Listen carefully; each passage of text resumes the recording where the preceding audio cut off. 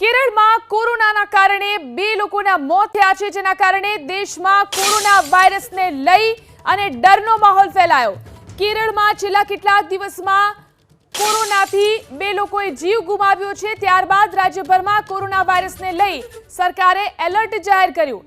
એટલું જ નહીં, કર્ણાટક અને તમિલનાડુ જેવા પાડોશી રાજ્યમાં પણ આરોગ્ય વિભાગ હરકતમાં આવ્યું છે। હોસ્પિટલમાં એલર્ટ મોડ પર રહેવાના આદેશ આપી દેવામાં આવ્યા છે। ધ હિન્દુના રિપોર્ટ પ્રમાણે મૃત્યુ પામનાર કોઝિકોડ જિલ્લાના વંટોલીના 77 વર્ષીય કુમારના અને કન્નૂર જિલ્લાના પુનૂરના રહેવાસી 82 વર્ષીય પલકંડી અબ્દુલ્લા છે। શુક્રવારે કુમારનની મોતને લઈ એક લેબમાં ટેસ્ટમાં પુષ્ટિ કરવામાં આવી કે તેમનું મોત કોરોનાથી થયું છે। શનિવારે કોઝિકોડમાં એક ખાનગી હોસ્પિટલમાં ઉધરસ અને શ્વાસ લેવાની તકલીફની સમસ્યાને લઈ સારવાર સમયે તેમનું મોત થયું।